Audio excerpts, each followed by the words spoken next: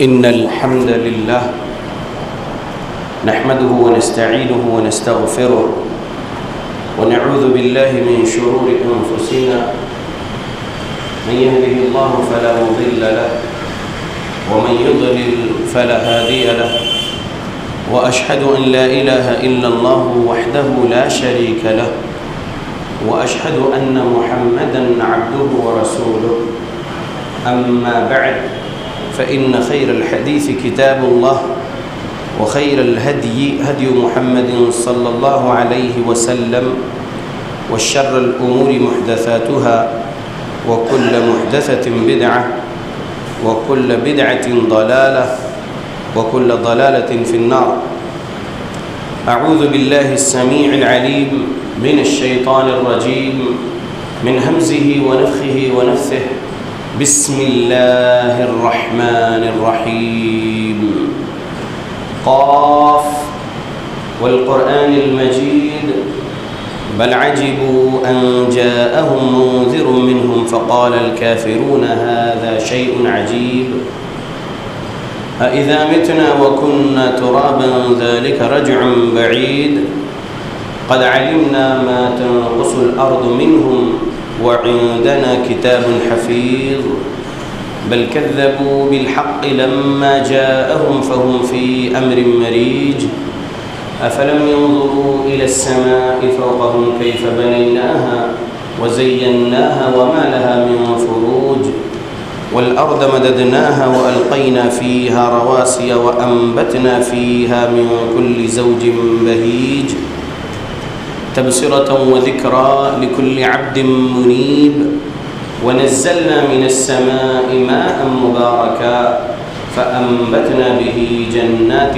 وحب الحصيد والنخل باسقات لها طلع نضيد رزقا للعباد وأحيينا به بلدة ميتا كذلك الخروج كذبت قبلهم قوم نوح وأصحاب الرس وثمود وعاد وفرعون وإخوان لوط وأصحاب الأيكة وقوم تبع كل كذب الرسل فحق وعيد أفعينا بالخلق الأول بل هم في لبس من خلق جديد.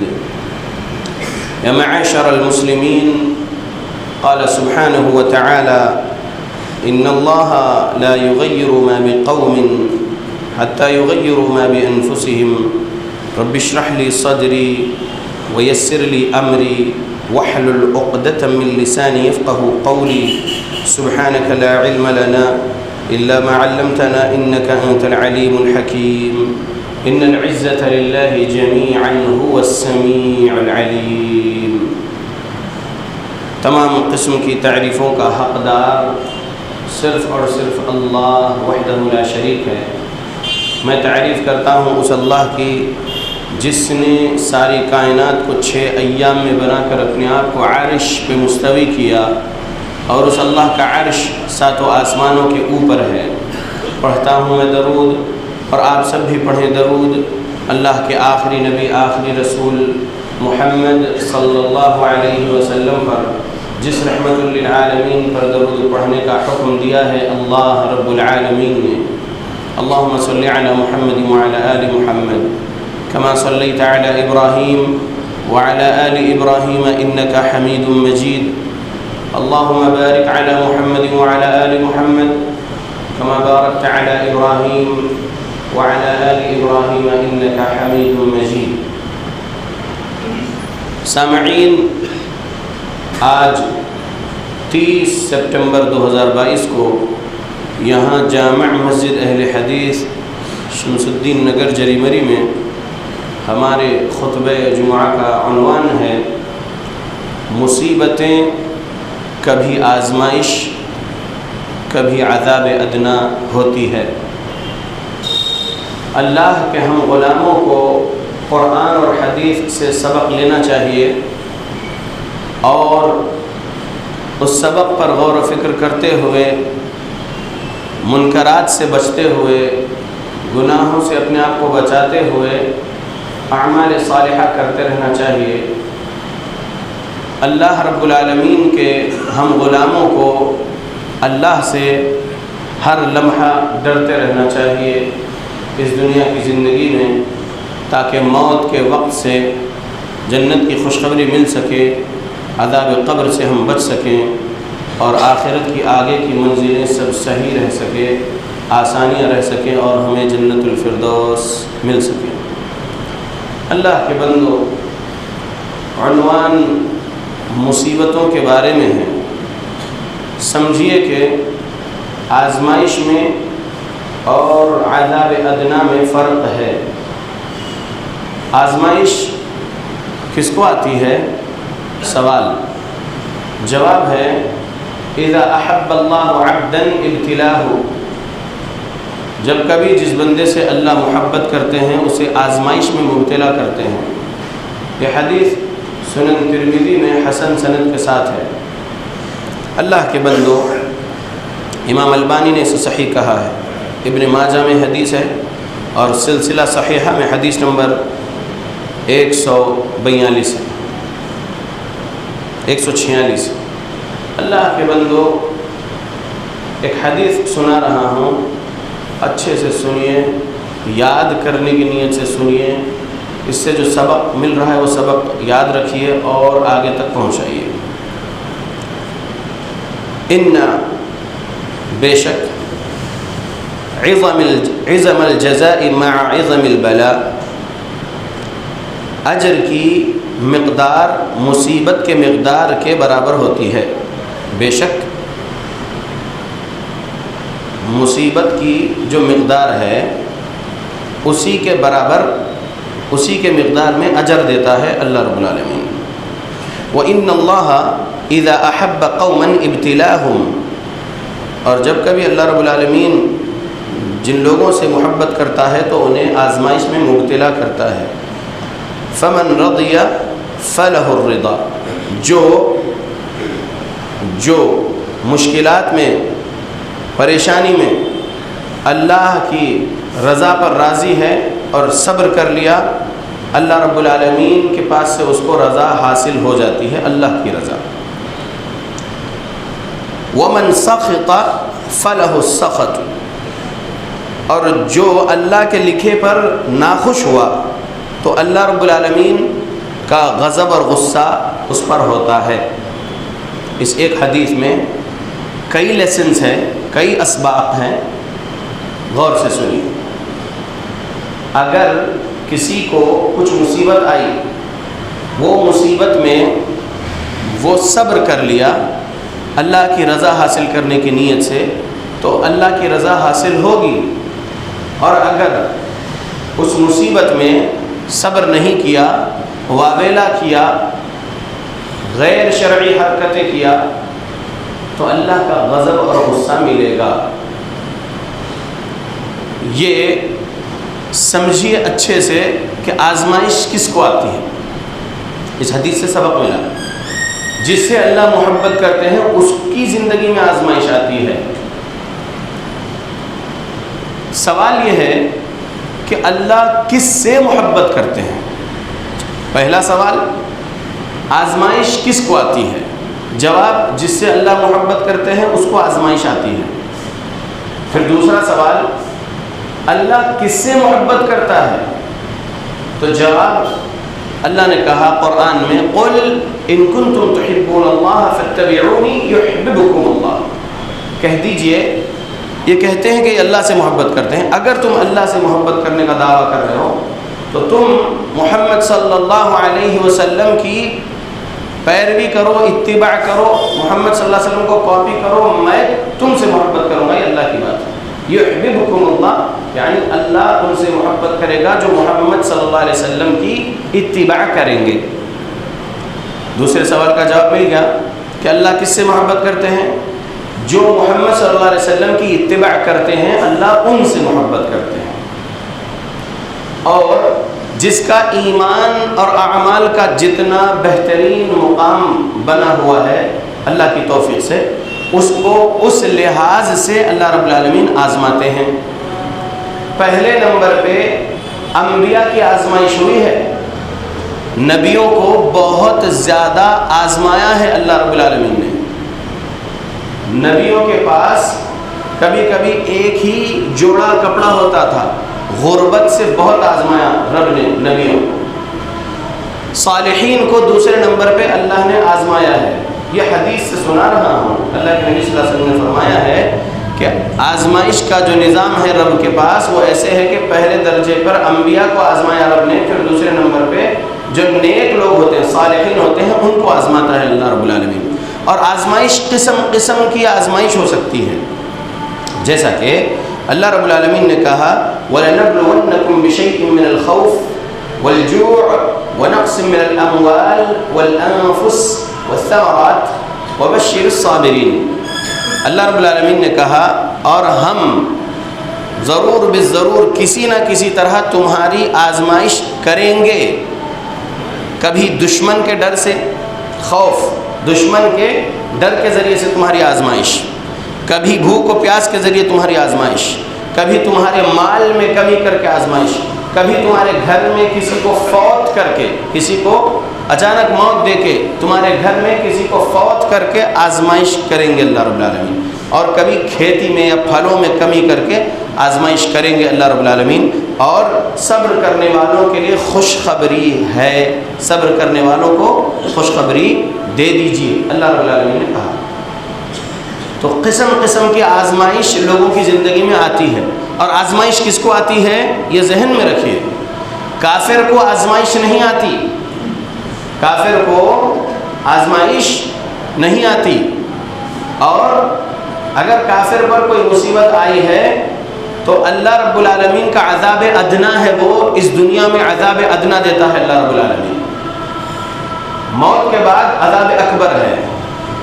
اور جو مسلمان ہیں، مسلمان رہتے ہوئے شرک کر رہے ہیں، بدعت خرافات کر رہے ہیں، اللہ کو ناراض کرنے والا کام کر رہے ہیں، سورہ نمبر 12 آیت نمبر 106 کے مطابق والے مسلمان بنے ہوئے ہیں، جیسے کہ رب نے کہا وَمَا يُؤْمِنُ أَكْثَرُهُمْ بِاللَّهِ إِلَّا وَهُمْ مُشْرِكُونَ، اور اللہ پر ایمان لانے کے باوجود اکثر لوگ مشرک ہیں، یہ اللہ نے کہا ہے، یہ اللہ رب العالمین کا اعلان ہے۔ کئی لوگ اللہ پر ایمان رکھنے کے باوجود مشرک ہوتے ہیں، اللہ نے کہا ہے۔ تو سورہ 12 سورہ یوسف آیت نمبر 106 کے مطابق والے جو مسلمان ہیں، جو اللہ پر ایمان رکھنے کے باوجود شرک کر رہے ہیں، بدعت خرافات کر رہے ہیں، ان کی زندگی میں بھی عذاب ادنا آتا ہے۔ ان کے اوپر اگر کوئی مصیبت آئی ہے تو اللہ رب العالمین کا وہ عذاب ادنا بھی ان کے لیے ایک قسم کی رحمت ہے، ایک قسم کی رحمت ہے، مہلت ہے کہ سنبھل جاؤ اور اپنے آپ کو سدھار لو، سدھر جاؤ اور لوٹ آؤ صراط مستقیم کے طرف۔ یہ کس کے لیے بول رہا ہوں؟ ابھی جو ایمان والے رہتے ہوئے شرک بدعت خرافات میں مصروف ہے، شرک بدعت خرافات کو اسلام سمجھے ہوئے ہیں، ثواب سمجھے ہوئے، جبکہ اس سے عذاب ہی ملنے والا ہے، ان کی زندگی میں اگر کوئی تکلیف مصیبت آئی، پریشانی آئی تو وہ عذاب ادنا ہے۔ دلیل سورہ نمبر 32 سورہ سجدہ آیت نمبر 21 وَلَنُذِيقَنَّهُم مِّنَ الْعَذَابِ الْأَدْنَىٰ دُونَ الْعَذَابِ الْأَكْبَرِ لَعَلَّهُمْ يَرْجِعُونَ، اور یقیناً عذاب ادنا کا مزہ ہم چکھائیں گے اس دنیا میں، عذاب اکبر سے پہلے، عذاب اکبر کے علاوہ عذاب ادنا دنیا میں، لعلہم یرجعون، تاکہ وہ لوٹ آئیں۔ اگر وہ صراط مستقیم سے ہٹ کر گمراہ راہوں پر ہے اور گمراہ راہوں میں مگن ہے، اسی کو حق سمجھے ہوئے ہیں، جو کچھ کر رہے ہیں گمراہیوں پر اسی کو صحیح سمجھ رہے ہیں، تو اللہ کا اگر عذاب ادنا ان کو کسی بھی شکل میں آیا تو وہ اس لیے ہے کہ مہلت ہے، عذاب اکبر سے اپنے آپ کو بچا سکیں، سچی توبہ کر لیں اور گمراہی کے راستوں کو چھوڑ کر صراط مستقیم پر آ جائیں۔ ہو سکتا ہے کہ عذاب اکبر سے بچ سکیں موت کے بعد، یہ ایک مہلت ہے، رحمت ہی ہے، وہ ایک قسم کی وہ عذاب ادنا، وہ عذاب ادنا کیسی بھی شکل میں آ سکتا ہے۔ اب میں بولتا ہوں توحید والوں کے لیے، شرک بدعت خرافات والے مسلمانوں کے بارے میں بول دیا. اب توحید والی گناہوں میں مصروف ہے، اللہ کے ساتھ شرک نہیں کر رہے، اللہ رب العالمین کے نبی محمد صلی اللہ علیہ وسلم کے تعلیمات کے اپوزٹ میں اعمال میں بدعت نہیں کر رہے، توحید والے ہیں، سنت والے ہیں، لیکن دوسرے گناہ میں ہیں، جیسا کہ ماں باپ کی نافرمانی کر رہے ہیں، جھوٹ بول رہے ہیں، جھوٹی گواہی دے رہے ہیں، پاک دامن لوگوں پر جھوٹے الزامات لگا رہے ہیں، سود دے رہے ہیں، کسی کا ناحق کھا رہے ہیں، ناحق دبا رہے ہیں، جادو کر رہے ہیں، یا یتیموں کا مال ناحق کھا رہے ہیں، اور بھی کبیرہ گناہ میں مصروف ہے، نماز چھوڑے ہوئے ہیں. ایسے گناہوں میں جو مصروف ہے، اللہ رب العالمین کا ڈر اپنے سینوں سے نکال رکھے ہیں. کبھی سال میں ڈر لیے تو ڈر لیے اللہ سے. ایسے توحید و سنت والے جو دوسرے کبیرہ گناہوں میں زندگی گزار رہے، ایسوں کی زندگی میں بھی وَلَنُذِيقَنَّهُم مِّنَ الْعَذَابِ الْأَدْنَىٰ دُونَ الْعَذَابِ الْأَكْبَرِ لَعَلَّهُمْ يَرْجِعُونَ. یہ آیت ایسوں پر بھی ہے، اور یقیناً عذاب ادنا کا مزہ ہم چکھائیں گے عذاب اکبر کے علاوہ اس دنیا میں، تاکہ وہ لوٹ آئیں.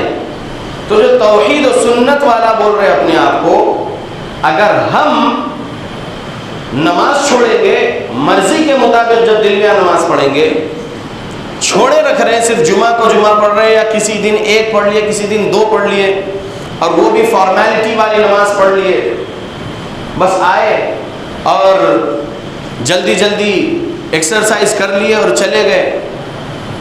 مطلب اللہ رب العالمین کا ڈر کے بغیر والی نماز ہو، ڈر کے ساتھ نماز نہیں ہے، اللہ کے ڈر کے علاوہ بس آئے، ہاں نماز ادا ہو گئی، اس انداز میں نماز ادا کر کے گئے تو وہ نماز ہی نہیں ہے.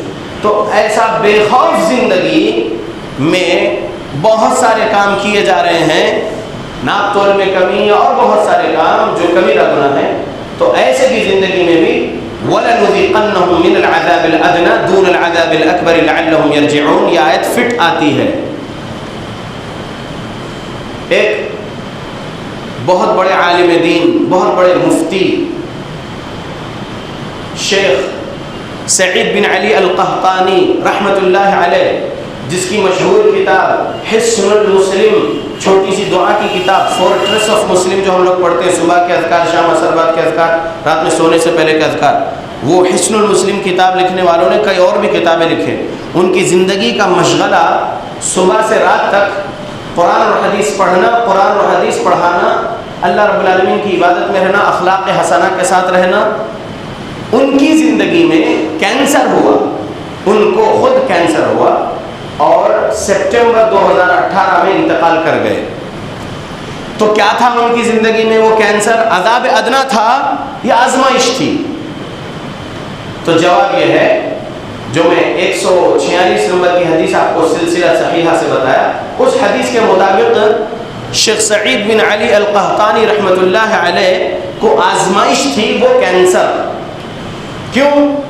کیونکہ اللہ جس بندے سے محبت کرتے ہیں اسے آزمائش میں مبتلا کرتے ہیں، یہ حدیث میں سبق ہے.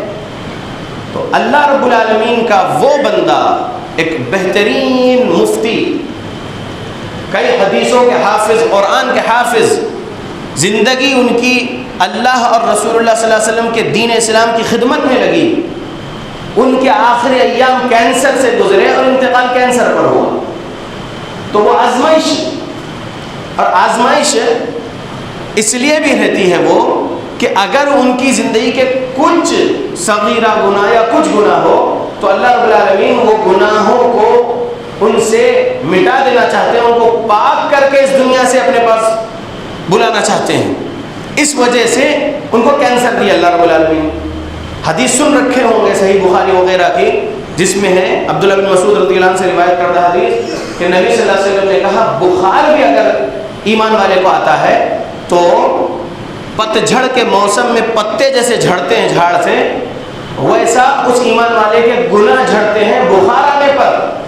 اگر ایمان والے کو کانٹا چبھتا ہے تو بھی اس کو اجر ملتا ہے, اس کے گناہ جھڑتے ہیں. اب اگر کینسر جیسی مہلک بیماری کسی کو لگ جائے تو اللہ رب العالمین ان سے کتنے گناہ ان کے جو ہے معاف کر رہے ہوں گے اور ان کو پاک کر کے اپنے پاس بلا رہے ہوں گے. تو آزمائش ایسے لوگوں کے ساتھ ہے جو اللہ رب العالمین کے محبوب ہیں.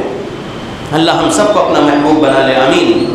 اللہ کے بندو, عذاب ادنا سے دنیا میں بچنے کے لیے اللہ رب العالمین کو جو کام پسند ہے وہ کرنا ہے, محمد صلی اللہ علیہ وسلم کو جو کام پسند ہے وہی کرنا ہے, تاکہ اللہ رب العالمین سے ہم اس دنیا میں اگر آزمائش پا بھی رہے ہیں تو اس میں صبر کرتے ہوئے اللہ سے بہت زیادہ اجر کی امید کے ساتھ رہیں, واغلا سے بچیں اور انشاءاللہ موت کے وقت سے جنت کی خوشخبری سن سکیں. آگے بات دوسرے خطبے میں آئے گی. اللہ سے دعا کرتا ہوں اللہ مسلمانوں کو قرآن و حدیث پڑھنے کی توفیق دے, قرآن و حدیث کو سلف صالحین کے مطابق سمجھ کر عمل کرنے کی توفیق دے ہماری موت تک, آمین.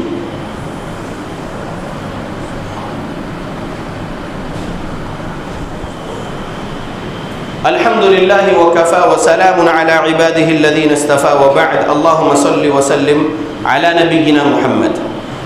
آج کے خطبہ جمعہ کا عنوان کیا ہے؟ مصیبتیں کبھی آزمائش اور کبھی عذاب ادنا ہوتی ہے. آزمائش کا ایک مثال میں نے آپ کے سامنے سنایا, شیخ سعید بن علی القحطانی رحمۃ اللہ علیہ جو بہت بڑے مفتی گزرے ہیں, اللہ رب العالمین نے ان کو آزمائش کے طور پر کینسر دیا اور وہ اللہ رب العالمین کے پاس جا چکے ہیں اسی مہلک بیماری کے ساتھ. تو اللہ کے بندو, اگر کسی باعمل ایمان والے کو جو توحید و سنت والا ہے اس کو آپ دیکھ رہے ہیں تکلیف میں, معاش والی تکلیف میں, یا اس کے گھر میں کسی لوگوں کو بار بار بیمار ہوتا ہوا دیکھ رہے ہیں, اس کی اہلیہ کو یا اس کے بچوں کو یا اس کے کوئی اور قریبی اس کے گھر والے کو, تو اس کے بارے میں عذاب ادنا کا نہیں سوچنا, آزمائش کا سوچنا. اور دوسروں کے بارے میں عذاب ادنا کا اگر کبھی سوچنا ہے عبرت کے لیے اور لوگوں کو عبرت کے طور پر سمجھانے کے لیے, تو دیکھ رہے ہو آپ کسی کو اپنے گھر میں یا اپنے خاندان میں یا اپنے پڑوسی میں یا اپنی مسجد کے مصلیوں میں, اپنے جماعت کے احباب میں کسی کو دیکھ رہے ہو کہ ہاں وہ بندہ لوگوں کے ساتھ اچھا نہیں ہے, وہ بندہ کبھی پڑھتا بھی ہے نماز, روزے بھی رکھتا ہے, زکوٰۃ بھی دیتا ہے, کبھی حج بھی کر کے آیا تھا, کبھی عمرہ کو بھی گیا تھا, لیکن اخلاق حسنہ میں لوگوں کے ساتھ بہت برا ہے, اخلاق رذیلہ والا ہے, اخلاق حسنہ نہیں ہے اس کے ساتھ. خود کی جان پر بھی کبھی کبھی کچھ حرکتوں سے ظلم کرتا ہو اور گھر والوں پر یا باہر والوں پر بھی زبان سے یا ہاتھ سے یا معاشی طور پر ظلم کرتا ہو, اور اس کی زندگی میں اگر کچھ تکلیف دیکھ رہے ہیں بڑی, تو سمجھنا کہ وہ عذاب ادنا ہوگا اللہ رب العالمین کا, کیونکہ جو ظلم کرنے والا ہے اللہ اس سے محبت نہیں کرتے, اللہ رب العالمین ظلم کرنے والوں سے محبت نہیں کرتے. تو ظلم کے وجہ سے اگر اس کی زندگی میں کینسر یا اور کوئی دوسری ڈیزیز آئی ہوئی ہے یا کچھ اور اس کا مال نقصان ہو گیا یا اس کا کچھ اور نقصان ہو گیا, تو ہو سکتا ہے کہ وہ عذاب ادنا ہے اس کے ان گناہوں کی وجہ سے. لہذا جو ہے میں عبرت حاصل کر لوں, میرے اندر بھی اگر کچھ ایسے ظلم والے گناہ ہیں تو میں سب سے پہلے میری اپنے آپ کی اصلاح کر لوں, تاکہ مجھ پر ویسا عذاب ادنا نہ آ سکے اس دنیا میں میری موت تک, عبرت کے لیے. اور جب کبھی اپنے اوپر کچھ مصیبت آ رہی ہے تو پہلے اپنے آپ سے سوال کرو, اپنے آپ کا حساب لو. عمر رضی اللہ عنہ کا قول ہے حاسبوا قبل ان تحاسبوا, اپنے آپ کا حساب لے لو تمہارا حساب لیے جانے سے پہلے. تو اپنے آپ سے ہم بات کریں کہ یہ جو مصیبت فی الوقت آئی ہے مجھ پر, یہ مصیبت میرے کون سے گناہوں کے وجہ سے عذاب ادنا کی شکل ہے, پہلے مجھے سمجھنا ہے. سورہ 32 آیت 21 پر مجھے اپنے آپ کو پہلے فٹ کرنا ہے. وَلَنُذِيقَنَّهُم مِّنَ الْعَذَابِ الْأَدْنَىٰ دُونَ الْعَذَابِ الْأَكْبَرِ لَعَلَّهُمْ يَرْجِعُونَ. اور یقیناً عذاب ادنا کا مزہ اس دنیا میں ہم چکھائیں گے عذاب اکبر کے علاوہ، تاکہ وہ لوٹ آئیں، اللہ نے کہا۔ تو جو مصیبت میرے زندگی میں فی الوقت آئی ہوئی ہے، یہ مصیبت رب کے طرف سے عذاب ادنا ہے کیا؟ میرے وہ کون سے گناہ ہیں جس کے وجہ سے یہ مصیبت میرے اوپر آئی ہے؟ کیونکہ سورہ 42 آیت نمبر 30، سورہ شورا آیت نمبر 30 میں اللہ نے کہا وَمَا أَصَابَكُم مِّن مُّصِيبَةٍ فَبِمَا كَسَبَتْ أَيْدِيكُمْ وَيَعْفُو عَن كَثِيرٍ۔ اور جو مصیبتیں تمہاری زندگی میں آتی ہے وہ تمہارے ہاتھوں کے کرتوت کے بدلے میں آتی ہیں۔ تمہارے ایسے کئی گناہ ہیں جو ہم یوں ہی معاف کر دیتے ہیں، وَيَعْفُو عَن كَثِيرٍ، تمہارے کئی گناہ ہم بخشتے ہیں، معاف کر دیتے ہیں۔ کچھ گناہوں پر اگر پکڑ ہوئی تو وہ مصیبت ہے تمہارے ہاتھوں کے کرتوت کے بدلے میں۔ اگر میں کچھ غلط فیصلہ میری زندگی میں کیا اور وہ غلط فیصلے کے وجہ سے مجھ پر کچھ مصیبت آئی، تو وہ اللہ رب العالمین نے نہیں دیا ہے مجھے وہ مصیبت، بے شک اللہ کے اذن سے ہی مصیبت ہے، لیکن میرے کرتوت کے وجہ سے ہے۔ کیونکہ تقدیر پر ایمان رکھنا ایمان کے 6ویں رکن پر ایمان رکھنے جیسا ہے۔ ایمان کے ارکان جو 6 بیان کیے ہیں علماء نے، ایمان کے تو 70+ جز ہیں، لیکن 6واں پلر، 6واں رکن تقدیر پر ایمان۔ تقدیر پر ایمان اس طریقے سے ہونا چاہیے کہ سورہ فرقان سورہ 25 آیت 2 وَخَلَقَ كُلَّ شَيْءٍ فَقَدَّرَهُ تَقْدِيرًا، ہر چیز کو ہم نے پیدا کیا اور اس کی تقدیر مقرر کر دیے۔ تو آسمان اور زمین کی پیدائش سے 50,000 سال پہلے اللہ نے اس کی مخلوقات کی تقدیر لکھ دیا تھا۔ یہ صحیح مسلم کی حدیث ہے محمد صلی اللہ علیہ وسلم کی۔ آسمان اور زمین کی تخلیق سے 50,000 سال پہلے مخلوقات کی تقدیر لکھ دیا تھا رب نے۔ تو تقدیر میں سب کچھ لکھا ہے۔ اگر میری زندگی میں میرے غلط فیصلے کے وجہ سے، میرے کچھ ایسے کام کی وجہ سے جس کو میں ثواب کی نیت سمجھا اور ہے بھی وہ ثواب، لیکن وہ غلط فیصلہ تھا، مجھے اس وقت وہ نہیں کرنا چاہیے تھا اور میں نے کر لیا، اور وہ کرنے کی وجہ سے مجھ پر ایک مصیبت آ گئی، تو وہ مصیبت میرے ہاتھوں کی وجہ سے آئی ہے، یہ سمجھنا ہے سورہ 42 آیت 30 سے، ٹھیک؟ اور یہ تقدیر کا حصہ، یہ بھی ایمان رکھنا ہے۔ تقدیر کو نہیں کوسنا ہے، قسمت پر کوستے ہیں کچھ عورتیں اور کچھ مرد، قسمت کو برا نہیں بولنا ہے، ایمان رکھنا ہے اچھائی اور برائی سب کچھ تقدیر میں درج ہے، اور اگر برائی ہو رہی ہے تو وہ میرے اپنے ہاتھوں کی وجہ سے ہو رہی ہے، رب برائی نہیں کراتا مجھ سے۔ اچھائی اگر ہو رہی ہے تو رب توفیق دے رہا ہے وہ اچھا کام کرنے کی، اس لیے میں اچھائی کر رہا ہوں۔ برائی میرے اپنے نفس کے وجہ سے ہو رہی ہے، اچھائی میرے رب کی توفیق کے وجہ سے کر رہا ہوں میں، یہ ہم اپنے آپ سے کہتے رہنا ہے، اپنے رب سے سناتے رہنا ہے، برائی میرے طرف سے میرے رب، اور جو عمل کر رہا ہوں وہ آپ کی توفیق کی وجہ سے میں عمل کر پا رہا ہوں، آپ کی توفیق نہیں ہوگی تو عمل خیر کر ہی نہیں سکتا ہے اللہ، یہ ہم بولنا ہے۔ تقدیر پر ایمان رکھنا ہے۔ کچھ لوگ ایسے جملے ادا کرتے ہیں، کاش کہ میں وہ فلاں ہاسپٹل میں نہیں لے کر گیا ہوتا ان کو، اور فلاں ہاسپٹل میں لے کر چلے گیا ہوتا تو بچ جاتے تھے۔ کیسے بچتے؟ سورہ لقمان سورہ 31 آیت 34، اس آیت پہ سورہ لقمان اینڈ ہو رہا ہے۔ اس آیت میں رب نے کہا وَمَا تَدْرِ نَفْسٌ بِأَيِّ أَرْضٍ تَمُوتُ، کوئی نفس یہ نہیں جانتا کہ کس زمین پر اس کو موت آنے والی ہے۔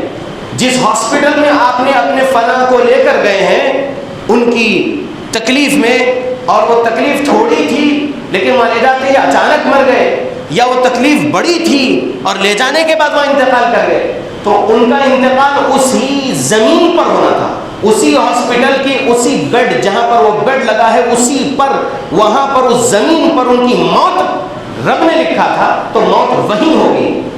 تقدیر پر ایمان رکھنا ہے، تقدیر کے خلاف جملے نہیں بولنا ہے، کاش کہ میں یہاں نہیں لے کر گیا ہوتا اور وہاں لے کر گیا ہوتا۔ کچھ لوگ کہتے ہیں اگر گونڈا بستی وغیرہ اور دوسری جگہ، کاش کہ ہم لکھنؤ نہیں لے کر گئے ہوتے اور بائی ایروپلین جو ہے ہم بمبئی لے کر چلے گئے ہوتے علاج کے لیے تو بچ جاتے۔ کیسا بچ جاتے جب ان کی تقدیر میں اس زمین پر رب نے موت لکھ رکھا تھا۔ یہ ایمان رکھنا ہے تقدیر پر۔ تو موت اگر کسی کو آئی ہے تو گھر میں وہ گھر والوں پر مصیبت ہے، اب وہ آزمائش بھی ہو سکتی ہے گھر والوں کی، صبر کرنا ہے، صبر کرنا ہے، کیونکہ رب نے کہا دشمن کے ڈر کے ذریعے سے آزمائیں گے، بھوک و پیاس کے ذریعے سے آزمائیں گے، مال میں کمی کر کے آزمائیں گے، جان میں کمی کر کے آزمائیں گے، کھیتی پھلوں میں کمی کر کے آزمائیں گے۔ خوشخبری تو ان کے لیے ہے جو صبر کرنے والے ہیں، تو صبر کرتے رہنا ہے۔ اور الذین اذا اصابتهم مصیبۃ قالوا انا للہ وانا الیہ راجعون، کیا ترجمہ؟ جنہیں جب کوئی مصیبت آتی ہے تو کہہ دیا کرتے ہیں ہم تو خود اللہ تعالیٰ کی ملکیت ہیں، ہم یہ ہمارا جسم، ہمارے جسم کے اندر ہماری جان، ہمارا روح، یہ خود اللہ کی ملکیت ہے اور ہم اللہ کی طرف لوٹنے والے ہیں، یہ بولتے رہنا ہے۔ تو کب تک، کب بولنا ہے؟ جب میت کی خبر سنتے ہیں مسلمان تو انا للہ و انا الیہ راجعون پڑھتے ہیں۔ اللہ کے بندو، صرف میت کی خبر سننے پر انا للہ و انا الیہ راجعون نہیں پڑھنا ہے، بلکہ ہر مصیبت کو سنو یا ہر مصیبت کو دیکھو اپنے سر پہ تو انا للہ و انا الیہ راجعون پڑھو، کیونکہ ایمان والے اس صفت والے ہوتے ہیں، ایسا اللہ نے کہا سورہ بقرہ آیت نمبر 156 میں۔ جب ایسا صبر کریں گے اور انا للہ و انا الیہ راجعون پڑھتے رہیں گے چھوٹی مصیبت یا بڑی مصیبت میں، تو کیا ہوگا؟ اولئک علیہم صلوات من ربہم ورحمہ واولئک هم المہتدون، رب نے کہا یہ فائدہ ملے گا۔ کیا ہے فائدہ؟ کہ اللہ رب العالمین کی طرف سے ان کے لیے نوازشیں ملے گی، اللہ کی طرف سے ان کو رحمتیں ملے گی، اور یہی لوگ ہدایت پر ہیں، اللہ نے کہا۔ تو اللہ کی نوازشیں چاہیے، اللہ کی رحمتیں چاہیے، تو مصیبت میں صبر کرنا ہے۔ اور انما یوفی الصابرون اجرہم بغیر حساب، بھولنا نہیں ہے کہ جو مصیبت میں صبر کرتے ہیں ان کو بغیر حساب کے اجر دے گا اللہ رب العالمین، یہ قرآن کی بات ہے۔ تو اللہ کے بندو، عذاب ادنا سے بچنے کے لیے محمد صلی اللہ علیہ وسلم کی اتباع کرنا ضروری ہے۔ آخر میں خطبے کے اینڈ میں کچھ اہم نصیحتیں۔ پاپولر فرنٹ آف انڈیا سے دور رہیے، یہ میری نصیحت ہے۔ اگر کوئی میرے سے اعتراض کر رہا ہے تو خطبے کے بعد مجھ سے پوچھ سکتے ہیں کہ میں کیوں ایسے بول رہا ہوں۔ مسلمانوں کی آرگنائزیشن ہے، لیکن مہربانی کریے اپنے آپ پر، مہربانی کریے اپنے گھر والوں پر، پاپولر فرنٹ آف انڈیا سے اپنے آپ کو دور رکھیے، اس تنظیم کا حصہ نہ بنیے۔ ہماری جماعت ہے نا، ماشاءاللہ تبارک اللہ، صحابہ کی جماعت ہے نا یہ جماعت اہل حدیث، اس جماعت اہل حدیث کی مسجدوں سے اپنا تعلق مضبوط کریے۔ اس جماعت حقہ، جماعت اہل حدیث کے علماء جو سچ بولنے والے علماء ہیں ان سے اپنا تعلق مضبوط کر کے رکھیے، اور علماء سے دور ہوں گے تو پھر ایسے گمراہ تنظیمیں ان بندوں کو اچک لیں گے اور پھر جذباتیات کی تقریروں سے گمراہ کر کے لگا دیں گے ایسے راستوں پر، بے گناہ رہیں گے وہ نوجوان اور اٹھا لیے جائیں گے NIA اور CBI اور ED اور فلاں ATS کے ذریعے سے۔ یہ میری تاکید ہے، یہ میری نصیحت ہے، ایک خطیب جماعت اہل حدیث کی حیثیت سے بات کر رہا ہوں، جماعت اہل حدیث کے ایک خطیب کی حیثیت سے، ایک اسٹوڈنٹ کی حیثیت سے۔ میں ہندوستان میں 19 اسٹیٹس گیا ہوا ہوں، اللہ رب العالمین نے پہنچایا ہوا ہے، اور انڈیا میں 14 اسٹیٹس میں جماعت اہل حدیث کے عوام اور علماء کے حالات کو سمجھا ہوا ہوں، اور میں آپ لوگوں سے بول رہا ہوں کہ جماعت اہل حدیث کے مسجدوں سے، جماعت اہل حدیث کے مدرسوں سے، جماعت اہل حدیث کے سچ بولنے والے علماء سے اپنا تعلق مضبوط کر کے رکھیے۔ XYZ آرگنائزیشن سے اپنے آپ کو دور رکھیے، XYZ آرگنائزیشن سے دوسرے مسلمانوں کو بھی بچنے کی تلقین کرتے رہیے۔ شک کی بنیاد پر اٹھا لیے گئے، جیل میں ڈال دیے گئے، 5-6 سال ان کو کچھ بھی ٹرائل بھی نہیں ہوا، 5-6 سال کے بعد بینچ پر جو ہے کیس آتا ہے، پھر وہ ٹرائل چلتا ہے، اس کے بعد ثبوت نہیں پیش کر پاتے ہیں NIA والے، ATS والے، فلاں آرگنائزیشن، فلاں ڈپارٹمنٹ والے، اس کے بعد جو ہے ہائی کورٹ یا سپریم کورٹ سے پھر ان کو باعزت بری کر دیا جاتا ہے، لیکن وہ زندگی کے 8 سال 10 سال 14 سال یہ لوٹا سکتے ہیں، کورٹ والے یا پولیس والے نہیں لوٹا سکتے، تو شک کی بنیاد پر اٹھا لیا جاتا ہے۔ تو اس لیے میں بول رہا ہوں کہ ایسے تنظیموں سے دور رہیے۔ کچھ ایسے ہوتے ہیں سچ میں جذباتیات والے کہ کچھ عجیب و غریب کام کر دیتے ہیں انٹرنیٹ کے ذریعے سے وغیرہ، تو ان کے ساتھ ان کے دوستوں کو اٹھا لیا جاتا ہے، ان کے ساتھ ان کے قریب بیٹھنے اٹھنے والوں کو بھی اٹھا لیا جاتا ہے اور ڈال دیتے ہیں جیل میں، سڑتے رہو۔ تو اس لیے میں آپ لوگوں سے بول رہا ہوں کہ پی ایف آئی کے خلاف رہیے. جماعت اہل حدیث کے عقیدے، جماعت اہل حدیث کے اعمال کے اپوزٹ ہے پی ایف آئی والے. ٹھیک ہے؟ آپ لوگ جنت چاہتے ہیں رب سے تو جماعت صحابہ میں مضبوطی سے جڑے رہیے. بس ہر آرگنائزیشن سے دور رہیے. میں یہ نہیں کہتا کہ پی ایف آئی ٹیررسٹ آرگنائزیشن ہے، جی میں نہیں کہتا. بیرسٹر اسد الدین اویسی صاحب نے بھی کہا کہ میں ان کے آئیڈیالوجی کے اپوز ہوں بہت پہلے سے، لیکن ان پر پابندی لگانا 5 سال کے لیے حکومت کی طرف سے یہ غلط فیصلہ ہے، یہ غلط فیصلہ ہے. تو ہم بھی ایسے دانشور لوگ جو قانون کو جان رہے ہیں ہندوستان کو، جو قانون کو جان رہے دنیا کے، ایسے لوگوں کے ایسے سٹیٹمنٹ کو لوگوں میں عام کرنا کہ پی ایف آئی کے آئیڈیالوجی کو ہم اپوز کرتے ہیں لیکن پی ایف آئی کو ہم بین ہونے پر جو ہے اپنی زبان کو خاموش رکھیں گے، لیکن ہم پی ایف آئی سے دور رہیں گے اور لوگوں کو بھی بولیں گے کہ پی ایف آئی سے اپنے آپ کو دور رکھو. یہ مصیبت ہے. فی الوقت آج کا عنوان اسی وجہ سے بھی لیا ہوں کہ دیکھیے 22 سپٹمبر سے کیا چل رہا ہے ہندوستان میں، کیا ہو رہا ہوگا ان مردوں کے بیویوں کا، ان باپ کے اولاد کا، ان بیٹوں کے ماں باپ کا، ان بھائیوں کے بہن بھائیوں کا. رو رہے ہیں گھروں میں. تو وہ جذباتیات کی تقریر میں چلے جاتے ہیں، نہیں صحیح بات ہے، ایسا کرنا چاہیے، ویسا کرنا چاہیے. بھائی آپ 5 ٹائم نماز پابندی سے پڑھ رہے ہیں نہیں پڑھ رہے؟ پہلا سوال. بھائی آپ توحید و سنت کا عقیدہ سیکھے نہیں سیکھے؟ بھائی آپ اپنے حقوق جو آپ کے گھر والوں کے ساتھ جڑے ہوئے وہ حقوق گھر والوں کے ادا کر رہے ہیں کر رہے ہیں؟ پہلے یہ دیکھو. اگر آپ رب کا اور رب کے رسول کا حق ادا کر رہے ہیں اللہ کی توفیق سے، اور پھر آپ جو ہے آپ کے امی ابا کا حق ادا کر رہے ہیں، آپ کے سگے بہن بھائیوں کا حق ادا کر رہے ہیں، آپ کے بیوی بچوں کا حق ادا کر رہے ہیں، آپ اپنے دوسرے رشتہ داروں کا حق ادا کر رہے ہیں، تب آپ نکلو گھر کے باہر. تو کس لیے نکلو؟ یہ نان مسلمس کو رسول اللہ صلی اللہ علیہ وسلم کی سیرت سنانے، سیرت دینے کے لیے نکلو.